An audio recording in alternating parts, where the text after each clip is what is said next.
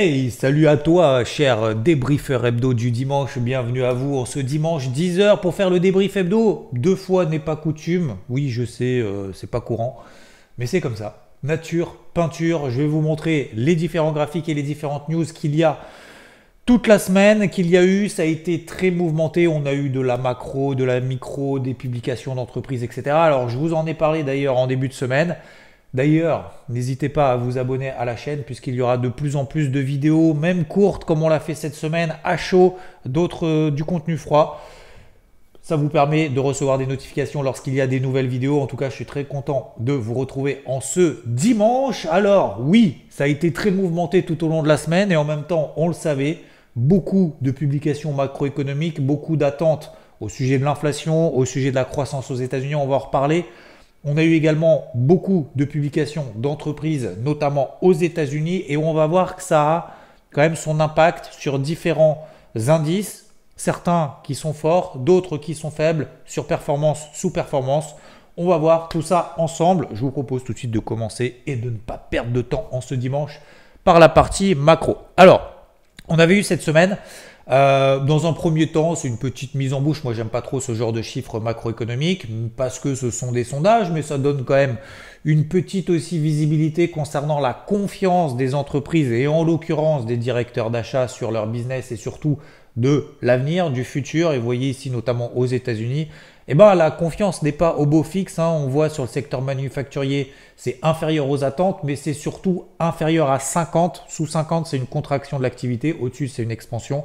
49,9, donc c'est quand même pas terrible en termes de confiance. Et sur les services, c'était également inférieur aux attentes. Bref, ce qui nous importe surtout, c'est la partie notamment PIB aux États-Unis, mais ça, je vous en parlerai après, puisque on va d'abord se tourner vers le Japon, parce qu'il se passe quand même quelque chose d'important au Japon. On a le yen face au dollar qui atteint un nouveau plus bas depuis 34 ans face au dollar américain. Je vais vous montrer ici le JPY Basket, pour ne pas dire un panier de devises face au yen japonais. Et vous regardez que c'est en train de s'effondrer. Un nouveau plus bas face au dollar américain. On fait comment pour le voir? On regarde le dollar ici face au JPY. Et regardez, on est sur un plus haut. Donc le dollar monte, donc le yen s'écroule face au dollar depuis mai 1990. Ça fait 34 ans.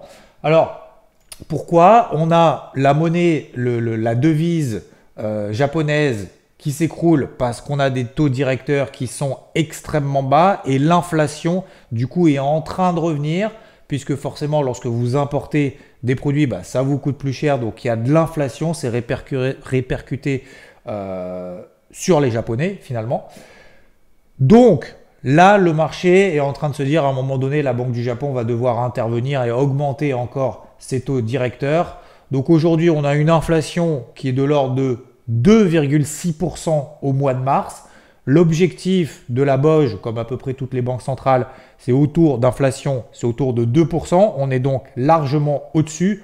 On devrait normalement relever les taux directeurs à un rythme plus élevé que ce que le gouverneur finalement de la Banque centrale du Japon le souhaiterait. Donc aujourd'hui, les investisseurs anticipent grosso modo une hausse de plus de 0,6% de la part de la Banque centrale du Japon, alors que la Banque du Japon finalement a maintenu quand même ses taux d'intérêt inchangés après 2 jours de réunion. Donc aujourd'hui, on est face quand même à quelque chose, une inflation qui risque de s'accélérer au Japon, d'autant plus si le yen continue à s'écrouler face au dollar américain. Alors, revenons aux deux chiffres qui étaient importants cette semaine. On a d'un côté donc le PIB aux États-Unis. Alors, j'ai fait une vidéo, encore une fois, n'hésitez pas à vous abonner parce que j'ai fait une vidéo à chaud. Alerte stagflation aux États-Unis. Donc ça, c'était jeudi. Pourquoi? Parce que vous vous souvenez, il y a 2 semaines, on avait eu donc les chiffres d'inflation aux États-Unis qui étaient supérieurs à ce qu'on attendait, 3,5% contre 3,4% attendu, mais surtout 3,5% au lieu de 3,2% le mois précédent. Donc il y a de l'inflation. Et pire que ça, c'est qu'on a la croissance aux États-Unis qui s'est écroulée. 1,6% contre 2,5% attendu, contre 3,4% le trimestre précédent. Donc c'est le scénario du pire. Une inflation qui monte, une croissance économique qui baisse, pour ne pas dire qui s'effondre entre guillemets, ça veut dire que la Banque centrale va être probablement coincée si ça continue comme ça. Pour le moment, et on va le voir après, les marchés ne s'en inquiètent pas plus que ça. La semaine prochaine d'ailleurs, aussi, ça sera une semaine, et je fais déjà je prévois pour la semaine prochaine, on a Jérôme Powell, donc le patron de la Fed, qui va s'exprimer la semaine prochaine, et ça, ce sera donc un rendez-vous très très important pour qu'il puisse s'expliquer par rapport à ce qu'il voit au niveau de la croissance et par rapport à ce qu'il voit au niveau de l'inflation. Est-ce qu'il compte ajuster ou pas sa politique monétaire? Je ne vais pas rentrer dans les détails parce que normalement, pour certains d'entre vous, vous avez déjà vu justement cette vidéo-là. Je vous invite à la visionner tout simplement. Mais grosso modo, alerte. Alors c'est une première alerte, il n'y a rien de dramatique. Les marchés en plus ne s'affolent même pas pour le moment. On a quand même une inflation qui est en train de progresser. Et en plus de ça, on a une croissance économique quand même au plus bas. C'est quand même pas terrible. Sachant, alors... on va dire que ça a été un peu apaisé aussi en fin de semaine, puisqu'en fin de semaine, on a eu le chiffre PCE, d'accord, donc le fameux Personal Consumption Expenditure. C'est quoi? C'est l'inflation mieux pondérée que le chiffre qu'on a vu précédent, pour essayer de voir justement si les consommateurs subissent, changent leur mode de consommation en fonction de l'évolution des prix. Est-ce qu'ils subissent cette hausse des prix ou pas? Et on voit que le PCE, comme ça a été le cas d'ailleurs depuis le début de l'année, a été conforme aux attentes depuis finalement le janvier 2024. On est toujours conforme aux attentes, plus 0,3%. C'était en ligne avec ce qui était attendu. Donc, ça n'a pas vraiment perturbé les marchés en fin de semaine. Si clairement ce chiffre avait été supérieur aux attentes, ça voudrait dire que ça confirmerait le CPI, le chiffre d'inflation ressorti 2 semaines plus tôt, supérieur aux attentes. Et là, clairement, les marchés auraient changé de fusil d'épaule. Donc ça, c'est les gros chiffres qui sont attendus. Et la semaine prochaine, on va attendre donc fermement mercredi. D'accord, donc à 20 h, on a les taux qui ne vont pas changer. D'ailleurs, ça me permet aussi de faire une petite transition aussi. Du coup, vu qu'on a une croissance économique qui est en train de baisser, on aurait pu se dire, ok, la Fed va probablement assouplir sa politique monétaire, baisser ses taux d'intérêt plus rapidement que prévu. Pour le moment, les marchés ne le paraissent pas vraiment, sachant qu'en début d'année, je vous avais dit que le marché se trompait complètement, d'une baisse des taux de 6 à 7 baisses des taux en 2024. Aujourd'hui, vous voyez que l'anticipation est en train de baisser de manière assez forte. La probabilité qu'il y ait 3 ou plus de baisse des taux en 2024 est passée de 80% en début d'année de probabilité estimée par le marché. On est aujourd'hui à 20% et même moins de 20%. Regardez ici. Ça, c'est les anticipations du marché vis-à-vis des taux de la Fed fin d'année. Donc, la dernière réunion 18 décembre, 38% du marché estime que les taux d'intérêt seront à 5,25%. Aujourd'hui, on est à 5,5%. Donc, une seule baisse des taux pricée par le marché jusqu'à la fin de l'année, alors qu'on était à 7%, 7 baisses des taux anticipées en début d'année. Donc, aujourd'hui, le marché n'est pas en train de paniquer. Le marché a commencé à consolider parce que ce chiffre de croissance économique, c'est quand même assez troublant et c'est quand même très très loin de ce qui était attendu, 1,6 au lieu de 2,5. Alors vous me direz dans l'absolu, 1,6% de croissance, ça reste de la croissance. Ça reste une croissance forte.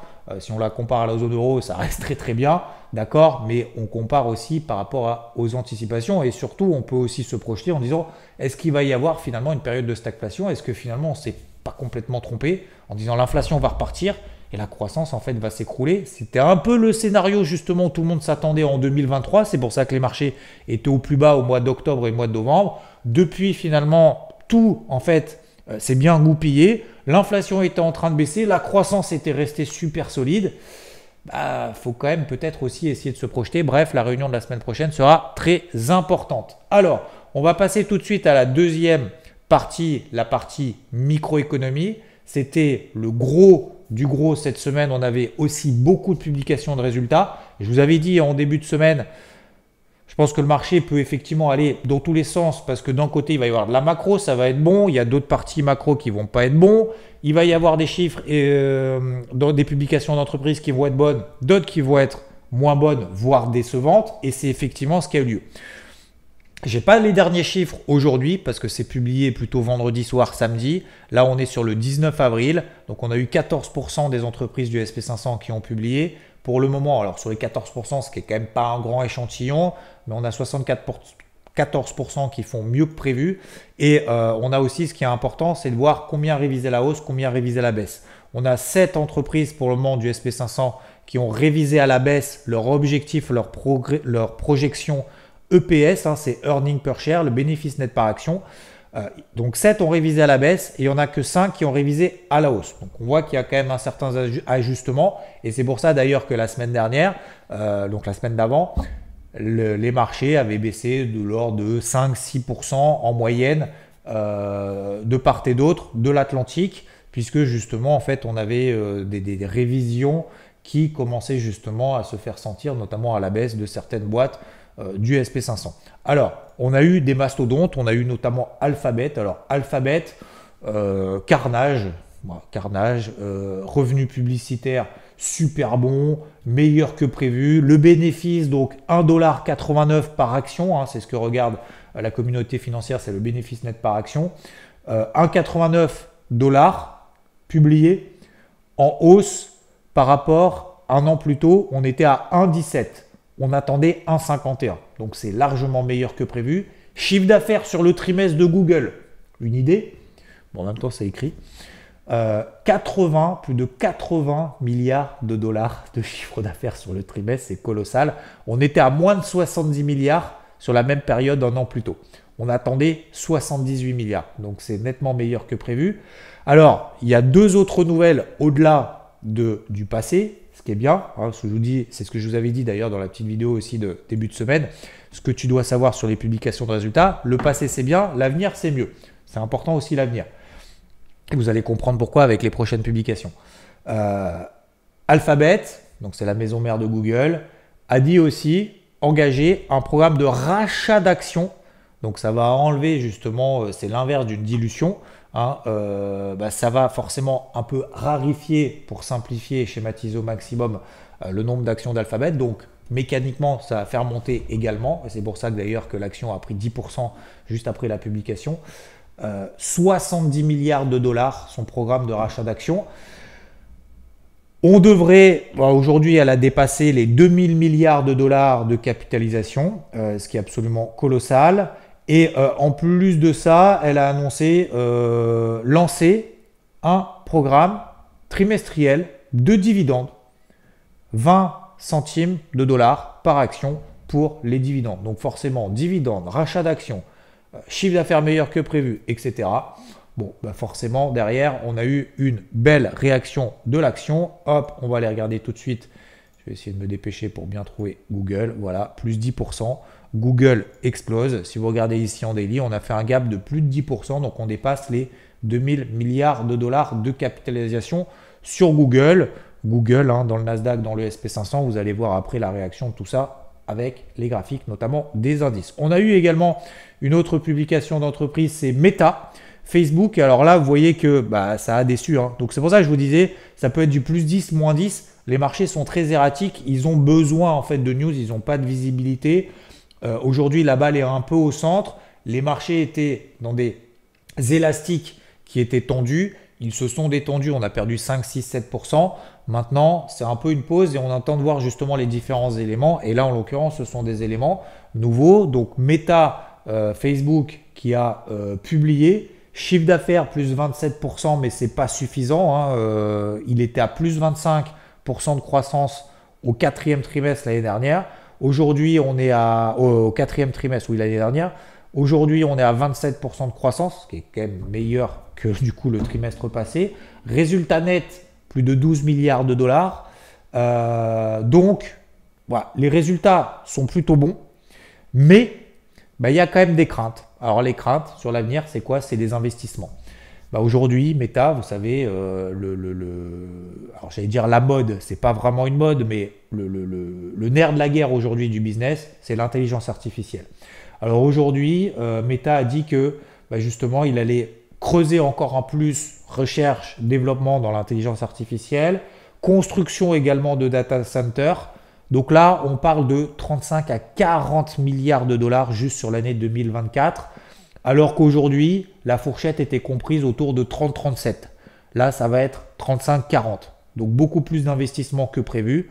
Alors c'est peut-être d'ailleurs un mal pour un bien, hein. C'est peut-être aussi pour ça que les investisseurs aussi, même si l'action a perdu 10% dès l'ouverture, c'est pour ça que finalement derrière on n'a pas non plus de relais baissier. Il y a aussi des optimistes qui se disent ok, on investit plus, mais c'est de l'investissement bénéfique à terme.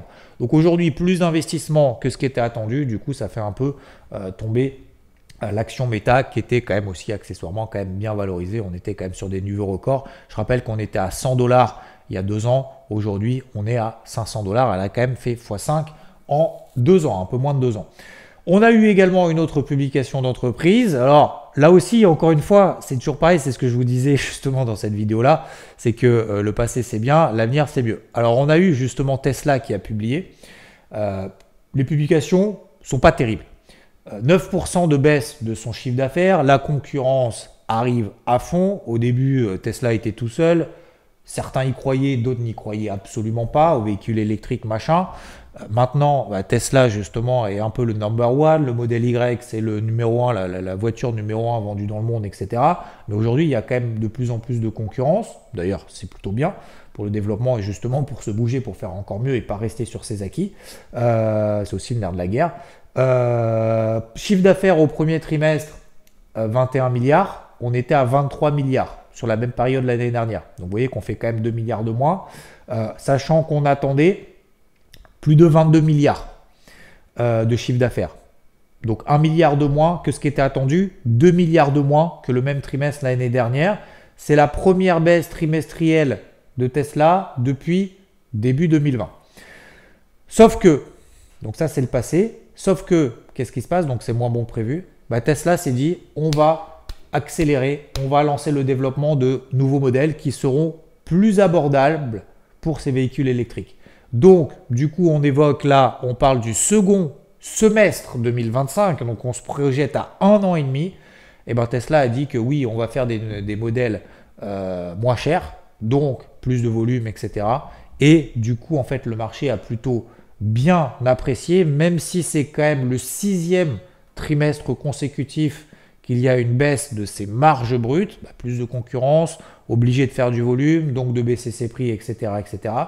Tesla a aussi installé 35 000 unités de traitement graphique de formation pour des modèles notamment NVIDIA d'intelligence artificielle. D'accord. Bref, le passé, c'est pas bon. Par contre, le marché se projette et c'est aussi la raison pour laquelle finalement Tesla, au lieu de faire moins 10, elle a fait plus 12%. Donc encore une fois, vous voyez Meta, par exemple, les chiffres sont bons, plus de coûts, ça baisse. Tesla, les chiffres ne sont pas bons, mais l'avenir est quand même meilleur. Donc du coup, on achète du Tesla d'ailleurs qui est ici sur une zone très intéressante sur les 60 $, 160 $. Et puis la dernière publication qu'on va faire ensemble. Alors on a eu aussi d'autres publications, hein. On ne va pas toutes les faire parce que sinon on en a pour 2 ans. Mais on a Snapchat qui a publié, plus 25% direct à l'ouverture. On avait eu également des publications qui n'ont pas été bien appréciées. On a eu par exemple, tac, on va la faire tout de suite. On a Intel. Voilà, Intel, alors elle baisse depuis un moment. Elle a perdu également 10%. Donc vous voyez que c'est moins 10 plus 10. Hein. Il n'y a pas d'entre-deux. Il n'y a pas de plus 3 plus 4. Si, j'exagère, il y a quand même une exception. Il y a Microsoft qui a publié. Elle a fait plus 3 après la publication de ses résultats. Donc on avait Intel, c'était pas bon. Et on avait également IBM. Où les chiffres, en tout cas, n'ont pas été appréciés par la communauté. TAC, IBM qui a perdu là aussi 8% juste après la publication de ses résultats. Et donc, dernière publication de résultats que je voulais vous montrer, c'est SAP, la plus grosse pondération de l'indice allemand DAX, qui a publié une perte pour le premier trimestre, perte nette, 828 millions d'euros. Perte nette sur le trimestre. 828 millions d'euros, on est quasiment à 1 milliard. C'est une bonne nouvelle. Contre un bénéfice net, un peu moins de 500 millions d'euros l'année précédente sur la même période, chiffre d'affaires de 8 milliards, alors c'est lié à une restructuration, etc. etc. Les investisseurs ont bien apprécié SAP. SAP a explosé, quand bien même elle est sur ses records historiques, plus grosse pondération de l'indice allemand DAX. Si j'arrive à retrouver ici mon graphique, tac, est-ce que je vais la trouver? Tac, donnez-moi 2 secondes, excusez-moi, hein, il n'y a pas de montage. Donc je fais au mieux, messieurs, dames. Voilà SAP qui a pour le moment et qui tient sa moyenne mobile 20 semaines. Voilà, petit gap de 5% juste après SAP. 2 jours après, elle a perdu 3%. Bref, c'est un peu le brouhaha, mais comme ça au moins ça vous donne un tour d'horizon. Encore beaucoup de publications de résultats la semaine prochaine. On aura l'occasion de le suivre tout au long de la semaine. On va passer tout de suite à la partie technique. Concernant, alors il y a une petite news avant de commencer un petit peu tout ça. On va regarder l'indice anglais, le FTSE. Pourquoi? Tout simplement parce qu'il a fait des nouveaux records historiques. Et oui, nouveaux records historiques. On a beaucoup d'attentes vis-à-vis d'une nouvelle baisse des taux au Royaume-Uni. Du coup, ça affaiblit en fait la livre sterling, ça stimule la valorisation des entreprises. On a Shell, donc Shell qui à elle seule contribue à 1/3 des gains du FTSE en 2024. À elle seule, c'est 1/3 de la performance de l'indice. C'est pour ça aussi, et je fais une parenthèse, les indices ne représentent pas forcément l'intégralité en fait de ce qui se passe. D'ailleurs, bon, je n'ai pas le graphique là sur moi, mais j'avais retweeté, je crois, sur Twitter justement ce graphique où il y a, si vous prenez le SP495, vous ressortez les 5 meilleures justement boîtes du SP500, vous avez une croissance en fait des bénéfices nets par action qui est négative.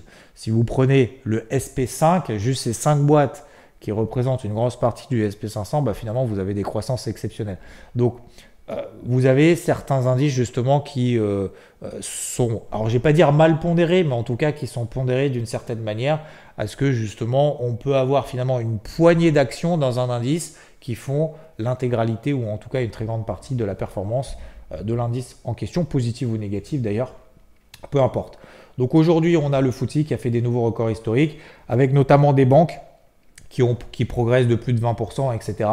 Bref, le FTSE, tout se passe bien pour lui. Et d'ailleurs, je vous en avais parlé aussi la semaine dernière. C'est un indice fort. Vous regardez ici la MM20 Daily, vous regardez la MM50 Daily. Elles sont toujours haussières. On est toujours au-dessus. Donc pour le moment, on est toujours dans cette ligne directrice. Très rapidement, en données hebdomadaires, si on regarde le CAC, on est toujours proche de cette borne haute. Vous voyez que on est dans une temporisation. Hein. Cette semaine, le CAC a pris, alors c'est pas encore clôturé au moment où je tourne la vidéo, 0,9%. Donc c'est pas grand-chose.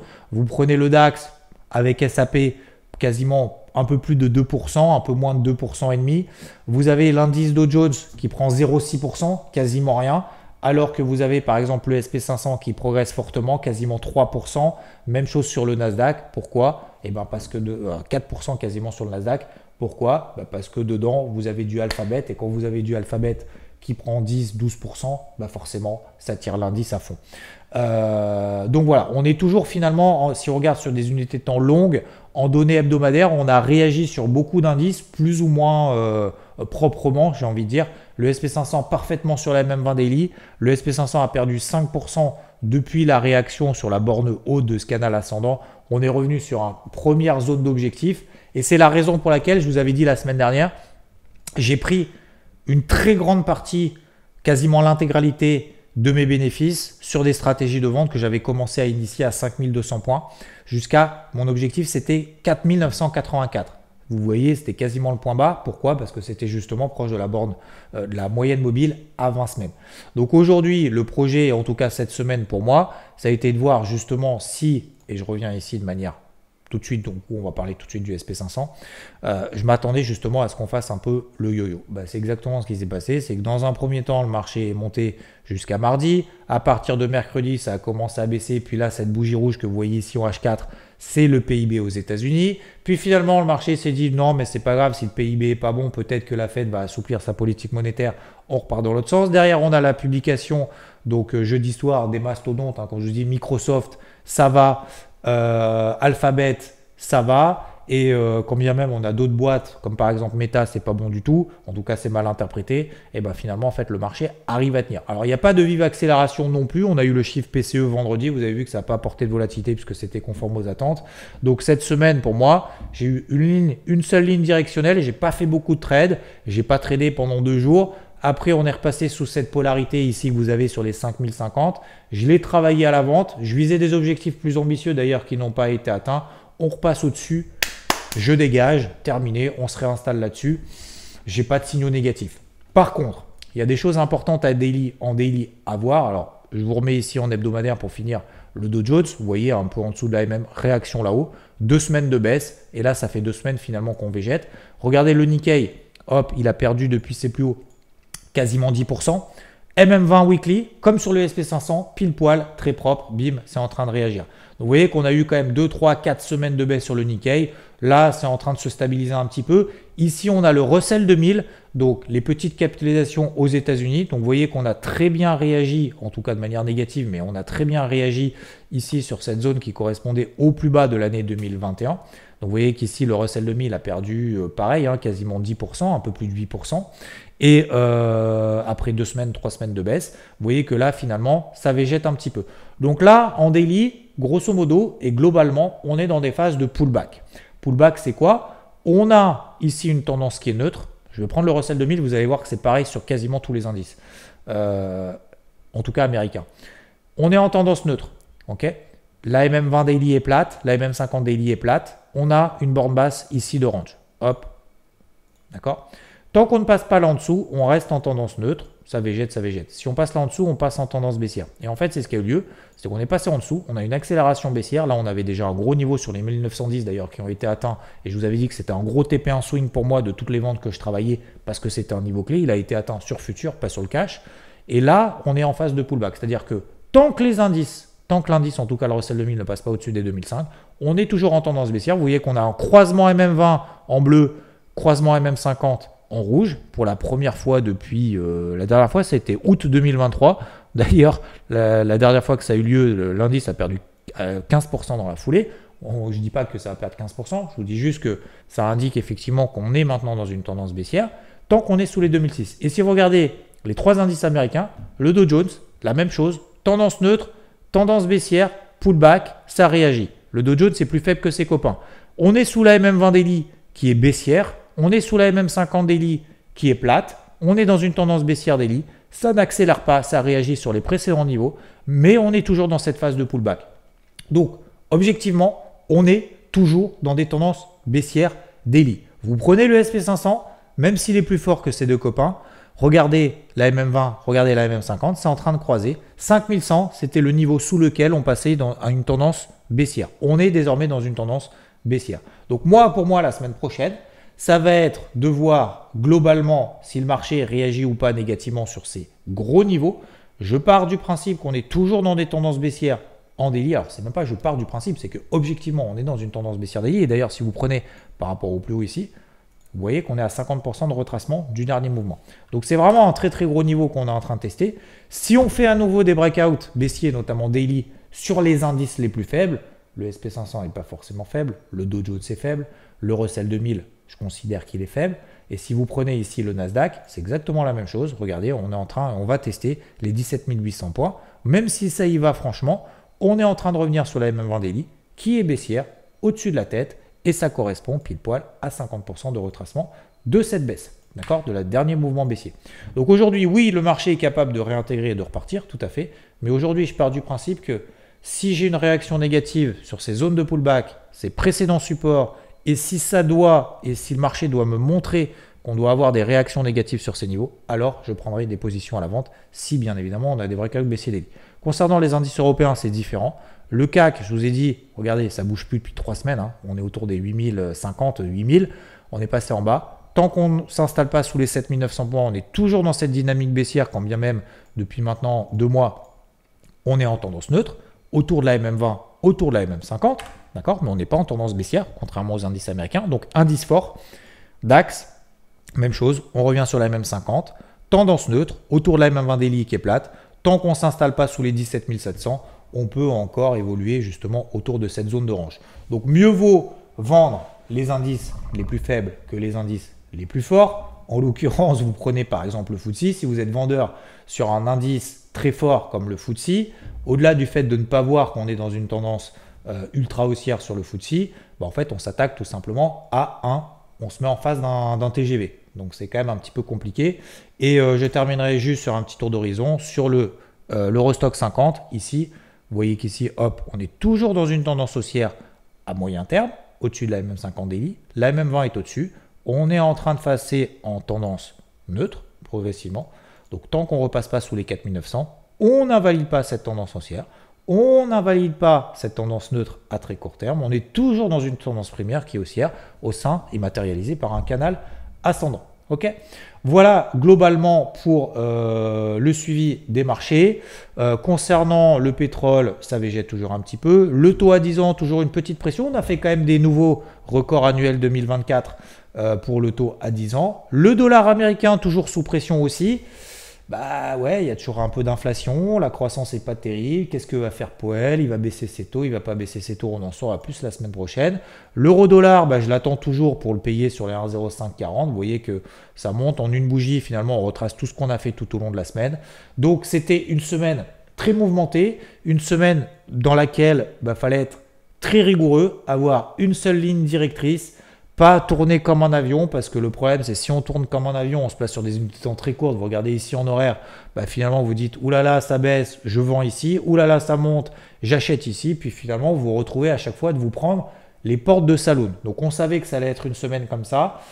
Semaine prochaine, moi je garde pour le moment cette ligne directrice au vu des chiffres qui sont pas bons objectivement, mais le marché a toujours raison et c'est pas parce que les chiffres ne sont pas bons que le marché, s'il a envie de monter, eh ben, il va monter. Mais aujourd'hui, j'estime qu'on n'est pas pour le moment dans un timing hebdomadaire à moyen terme pour le moment d'acheter massivement le marché.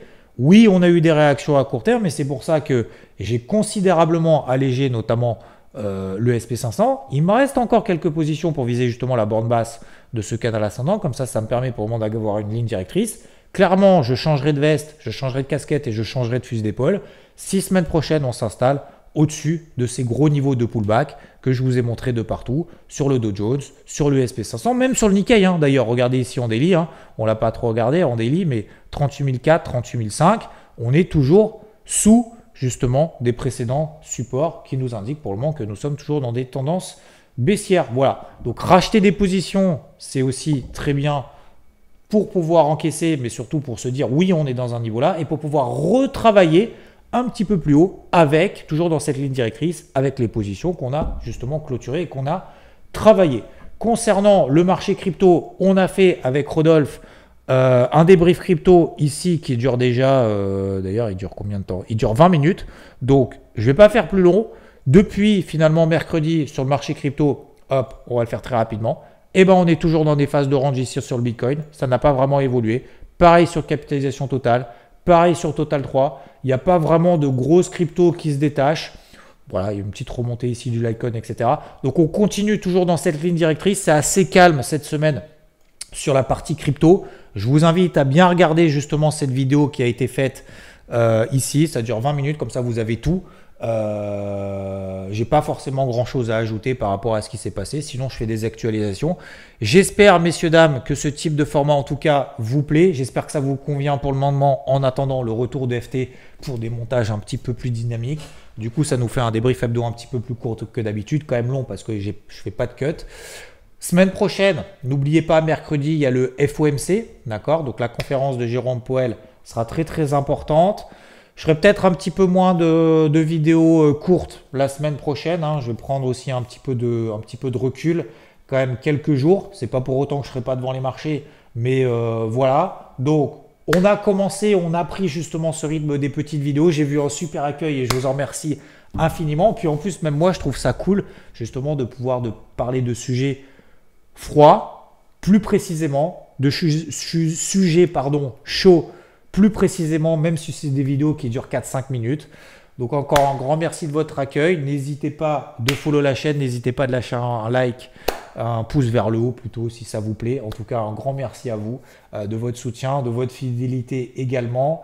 Bon retour de vacances pour ceux qui ont déjà terminé les vacances. Bon aller en vacances pour ceux qui partent que maintenant. Force et honneur à ceux qui n'en ont pas aussi. Et je vous envoie de la force, de l'énergie. Et je vous fais une grosse bise et je vous dis à très vite. Ciao, ciao.